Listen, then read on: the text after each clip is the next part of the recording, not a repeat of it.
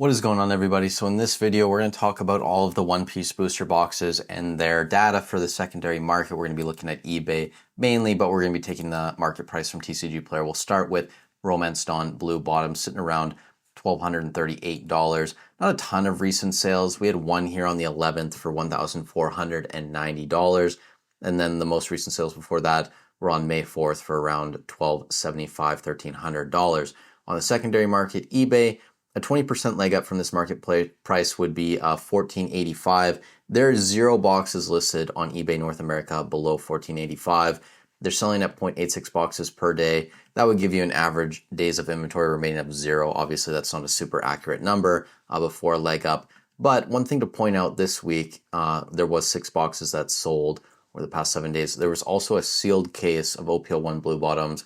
It was listed for $17,500 USD. And there was a best offer taken on it. I don't know exactly how much it was. I know you can go check, but I'm too lazy to do that. And honestly, I don't even think I have access. I think you need to have a subscription, which I don't actually have an eBay store subscription at this point. If there's another way to check, someone let me know in the comments down below. Next up, we have the White Bottom Romance Dawn. Market price is $423.59. You have a few sales on TCG Player, most recent ones at $397. Those are actually from today, and then on the 12th, there was one at $403. If we go to secondary market data, a 20% leg up would be about $508. There are 28 booster boxes listed below that, selling at 0.71 boxes per day. There were 5 sales over the past week of White Bottoms. That's about 40 days of inventory remaining. So I don't think Romance Dawn White Bottoms are going to be making a move anytime soon. Same thing with Paramount War next up, $219.23. This box was actually down a bit this week. I believe last week it was $228.15. Now it's at $219.23. So down a little bit. 25 boxes listed below a 20% leg up, selling at 0.57 boxes per day. That's about 43, 44 days of inventory in that range. Not going to do too much. Same thing with Pillars of Strength. We can kind of jump through these quite fast. $222.68 market value on eBay. There are, if I can find it here, 27 boxes listed below $267.22, selling at the same rate as Paramount War. So that's 47.37 days of remaining inventory. Don't expect any of these boxes to be moving anytime soon. Maybe they'll slightly climb week to week, but that's really all I would expect out of these first 4 sets there. Next up, actually first 3 sets, I should say. Next up, Kingdoms of Intrigue. $192.39, up slightly this week on TCG Player. And what's interesting is on the secondary market, there are only 5 boxes listed below $230.87, which is not a lot of inventory. And they're selling at the same rate as Pillars of Strength and Paramount War. That gives us about 8.77 days of remaining inventory. Again, not a super accurate number, but it is fairly low. And that's kind of what we're trying to illustrate here, is that there is not a ton of supply of OPO4 on the secondary market. And honestly, I think this box is going to continue to move towards that $200 price point over the next couple weeks. Now, next up, we have OPO5. This was kind of a surprise this week. We talked about this maybe in a couple of videos, that someone had sold some boxes. If I can do the 1-month chart here, it might illustrate a bit better. So this is up to around $284. Someone started dumping boxes in the $230, $240 range on TCG Player. And if you go back, you scroll back a couple days, you can find those sales probably on like the 10th or the 9th or something like that way back here. But point being, right, someone dumped some boxes. It seemed to stabilize. Not too much going on, but down this week, 266-ish. 20% leg up would be around $319. There's 22 booster boxes listed below that on eBay, selling at 1.29 per day. And there was also 3 sealed cases of OPO5 that sold this week on eBay. And again, I'm not including those sealed cases in this daily sold average here. That's about 17.05 days of remaining inventory. So it's in range of making a move up. And I think just because someone dumped those boxes, we probably will see it start to rebound back into that like 275, 280 range over the next couple weeks. Wings of the Captain, I almost said Wingdoms of the Captain. Wings of the Captain, $138.93 on TCG Player. This box has been slowly moving up over the past few months. 20% leg up would be $166.72. There's only 13 boxes listed below that price point on eBay North America, selling at 1.14 per day, which is a decent sell-through rate. That's about 11.4 days of inventory. So again, I still think Wings of the Captain is going to make a play into the 140s, probably into the 150s sooner rather than later, I would say. Next up, this is a very interesting one. We have the Memorial Collection EB01 sitting around $309.10. It is down. It was up to around $330 back in March. But this is very, very interesting on the secondary market. So a 20% leg up would be $370.92. There is only one box on the secondary market listed below that price point. And I think it was just recently listed. Yeah, it's a new listing from Canada, $358.78.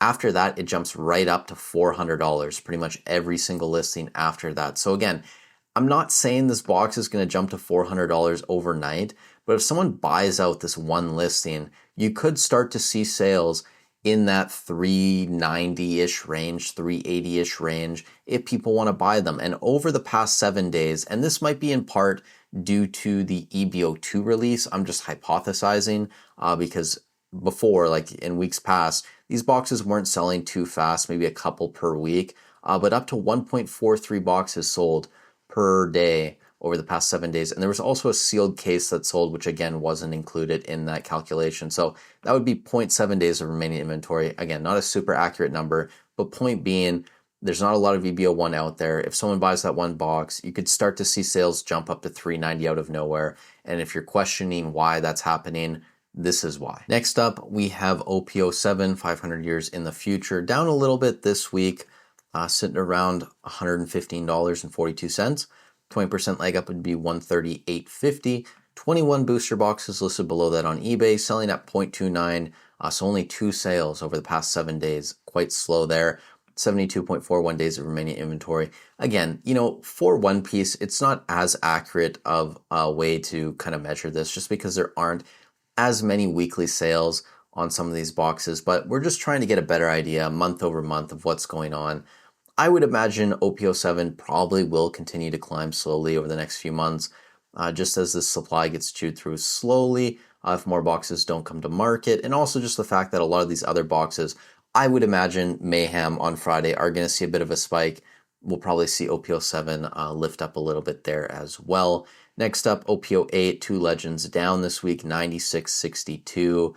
Everyone's favorite set, my favorite set. I think the set's amazing. Like, guys, you should just buy case. No, I'm joking. Like, don't buy this as an investment right now. I think it's kind of dead money. 20% leg up, $115.94. 169 booster boxes listed on the secondary market below that price, selling at 1.14 per day, which isn't terrible, over a box per day, but that's still 150-ish days of inventory remaining. Dead money, OP08, I've said it every week, so if you haven't got that in your head yet, I don't know what to tell you. PRBO1, not dead money, up to $296.60. Pretty decent set. I have 3 boxes of this. I kind of wish I ended up getting more, but it's hard to find a decent price on this in North America, and honestly, even in Europe now. I'm looking for PRBO2 pre-orders, and there's one store in Italy that has them up for like 160 Canadian. That's the lowest I can find. So you guys know where to buy these in Europe, or you can get them basically sent over to Canada below like 160, 165 Canadian after tax or something like that, maybe 170. DM me. If you can find me a decent deal, I will give you free lifetime access to the spreadsheet. So how about that? That's a decent deal, I would say. And in all seriousness, that would actually be a way better deal for me. So if you could help me out with that, I really would appreciate it. Thank you guys. But to get to the North American data, a 20% leg up on PRBO1 right now would be about $356.